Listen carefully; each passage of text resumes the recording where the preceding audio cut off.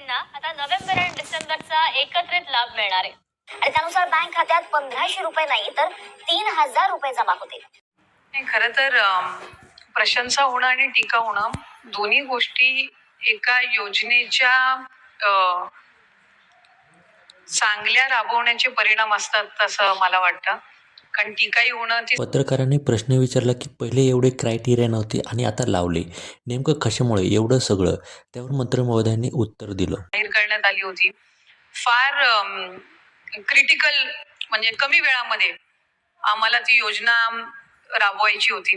कारण 28 जून 2024ला ती घोषित करण्यात आली आणि त्याच्यानंतर 1 जुलैपासून आम्ही त्याची अंमलबजावणी सुरू केली.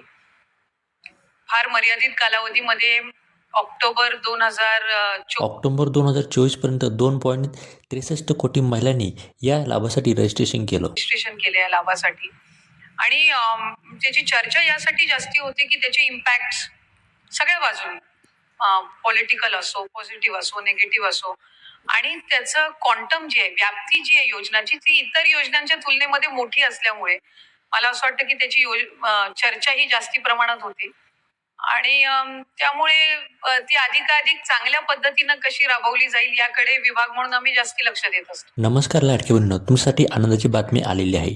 ज्या लाडकी बहिणींना नोव्हेंबर आणि डिसेंबर हप्त्याचे पैसे भेटले नसतील त्यांना आता पैसे भेटणार आहेत. ते पण 1500 नाही तर डायरेक्ट 3000 रुपये भेटणार. पण थांबा, हे पैसे सगळ्यांना भेटणार नाही. ज्या बहिणींनी इथे ई-केवायसी प्रक्रिया पूर्ण केलेली असेल त्यांनाच हे पैसे भेटणार आहे. 7 जिल्ह्यात पहिले पैसे वाटप केले जाणार. ते 7 जिल्हे कोणते ते आपण इथे पाहणार आहोत. त्याआधी तुमचा जिल्हा कोणता ते आम्हाला कमेंट करून नक्की सांगा. आपल्या चॅनलवर जर नवीन असाल तर आत्ताच आपल्या चॅनलला सबस्क्राईब करा. तर बघा, जो पहिला जिल्हा आहे हा म्हणजे अमरावती जिल्हा. या अमरावती जिल्ह्यामध्ये सगळ्यात पहिले वाटप होणार आहे. दुसरा जिल्हा म्हणजे गोंदिया, तिसरा म्हणजे यवतमाळ, त्यानंतर सातारा, पुणे, ठाणे, सांगली या 7 जिल्ह्यामध्ये सगळ्यात पहिले इथे नोव्हेंबर आणि डिसेंबरचे पैसे इथे वाटप होणार आहे. तुमचा जिल्हा